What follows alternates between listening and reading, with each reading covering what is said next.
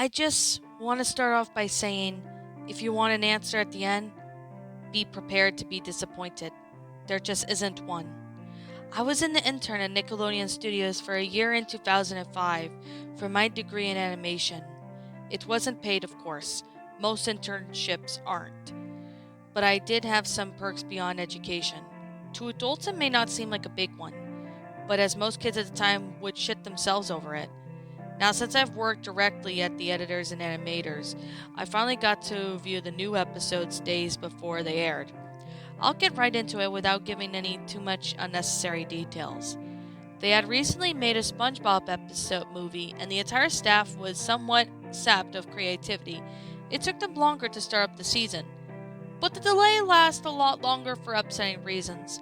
There was a problem with the Series 4 premiere that set everyone and everything back to several months.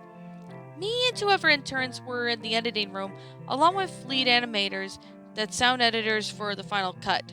We received a copy that was supposed to be called Fear of a Krabby Patty, and gathered around the screen to watch.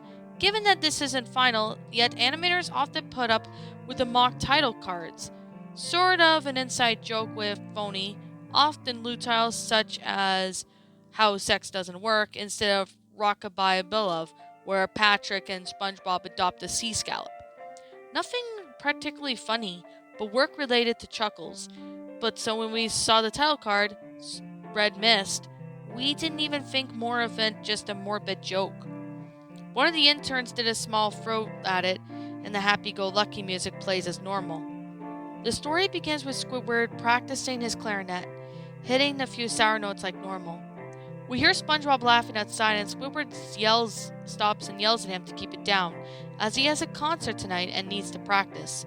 SpongeBob says okay and goes to see Sandy with Patrick. The bubble splash on screen comes up, and we see the ending of Squidward's concert. This is when things begin to seem off. While playing, a few frames repeat themselves, but the sound of it doesn't at this point is synced up with the animation. So yes, it is not common. But when he stops playing, the sounds of finishes as if its skips never happened. There is a slight murmuring in the crowd before they begin booing at him. Not normal cartoon booing in the comment of the show, but you could very clearly hear the malice in it. Squidward is in full frame and looks visibly afraid, and the shot goes to the crowd, with SpongeBob in the center frame, and he is very booing, very much unlike him. But that isn't the old oddest thing, though.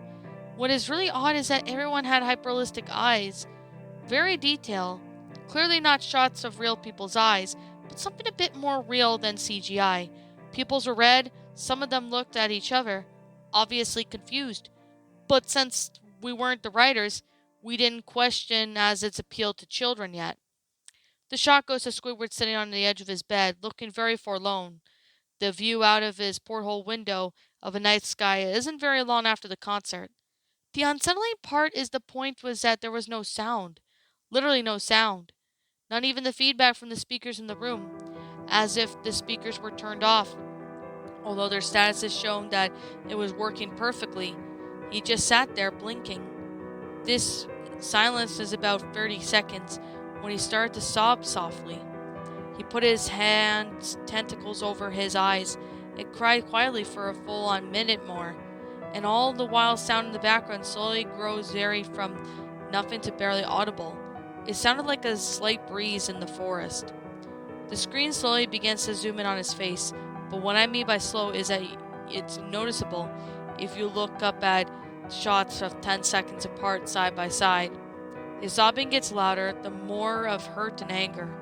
The screen then twitches a bit, as if it twists in disbelief, before a split second then back to normal. The wind through the trees sound though gets slowly louder and more severe, as if a storm is brewing somewhere. The eerie part is the sound, and Squidward's sobbing sounded so real, as if the sound wasn't coming from the speakers, but as if the speakers were holes that sounded was coming from the other side. As good as the sound of the studio likes to have, they didn't purchase the equipment to be that good to produce that kind of sound quality. Below the sound of the wind was loud sobbing, very faint, something sounded like laughing. It came at the odd intervals, and it never lasted more than a second that you had a hard time pinning it. We watched this show twice, and pardon me if I sound too specific, but I have had time to think about them. After 30 seconds of this, the screen blurred and twitched violently into something flashed over the screen, as if a single frame was replaced. The lead animator editor paused and rewound the frame by frame, and what we saw was horrible. It was a photo of a dead child. He couldn't have been more than 6. He was mangled and bloodied. One eye was dangling up there, upturned, his face popped. He was down to his underwear, his stomach crudely cut open, and his entrails laying beside him. He was laying on some pavement that was probably a road. The most upsetting part was that there was a shadow of the photographer. There was no crime tape, no evidence tags or markers. The angle was completely off a shot designed to be for evidence. It would have seemed the photographer was person responsible for the child's death. We were of course mortified, but pressed on, hoping this was just a sick joke.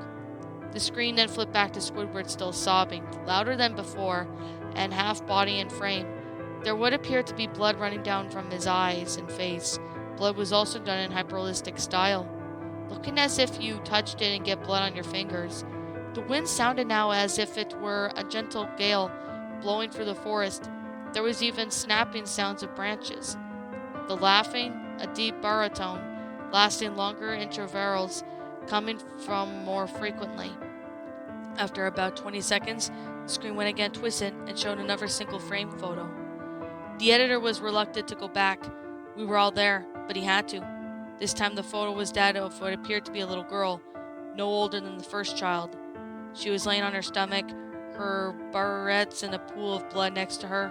Her left eye too was popped out and popped, naked except for her underpants. Her entrails were piled above her and crudely cut along her back. Again, the body had been on the street, and the photographer's shadow was visible, very similar to the size and the shape to the first. I had to choke back some vomit at one intern, the only female in the room, ran out. The show resumed. After about 5 seconds, the second photo played. Squidward was silent, and as all sound, like it did when the scene started. He put his tentacles down, and his eyes were now done in hyperrealism, like others were in the beginning of the episode. They were bleeding, bloodshot, and pulsating. He just stared at the screen, as if he was watching the viewer. After about 10 seconds, he started sobbing, this time not covering his eyes. The sound was piercing and loud. Almost fear of inducing all of his sobbing was mixed with screams. Tears and blood were dripping down his face at a heavy rate. The wind sound came back, and so did the deep voice laughing. At this time, the still photo lasted for a good 5 frames. The animator was able to stop it on the 4th and backed up. The 4th was this time of a boy, about the same age, but this time the scene was different. Entrails were just being pulled out from his stomach, wound by a large hand, and a right eye popped out dangling, blood trickling down from it. The animator proceeded. It was hard to believe, but the next one was different. We couldn't tell what. He went down to the next same thing. But of course, this one was, but when he went back to the first, played them quicker and I lost it. I vomited on the floor, the animating, the sound, the editors gasping in the scene. The 5 frames were not as the 5 different photos. They were all played out as if they were frames from a video. We saw the hand slowly lift out the guts, and we saw the kid's eyes focus on it, and even saw 2 frames of the kid beginning to blink. The lead and sound editor told us to stop, and we had to call in the creator to see this. Mr. Hillenberg arrived within about 15 minutes. He was just as confused as to why he was being called down here. So the editors just continued with the episode. Once new frames were shown, all screaming, all sounds again stopped. Squidward was just staring at the viewer, the full frame to his face for about 3 seconds. The shot quickly panned out, and that the deep voice said, "Do it!" And we see Squidward's hands a shotgun. He immediately pulls the gun to his mouth and pulls the trigger. Realistic blood and brain matter splatters on the wall behind him, in his bed as he flies back with force. This lasts for 5 seconds of this show, and his body was on the ground bed, on his side, one eye dangling, what's left of his head about the floor, staring blankly at it. Then the episode ends. Mr. Hillenberg was obviously angry at this. He demanded to know what the hell was going on. Most people left the room at this point, so it was just a handful of us to watch it again. Viewing the episode twice only served an imprint of it on my mind, caused me to have horrible nightmares. I'm sorry I stayed. The only fury I could think of was the file was edited by someone from the drawing studio here. The CTO was called in to analyze what happened. The analysis of the file showed that it was edited covered by new material. However, the timestamp was merely 4 seconds before we began viewing it. The equipment involved the examination for forge and software and a hard drive as well as a few glitches. As in the timestamp may have glitched and slowed down at the wrong time, but everything checked out fine. We didn't know what happened to this day, and nobody does. There was an investigation due to the nature of the photos, but nothing came out of it.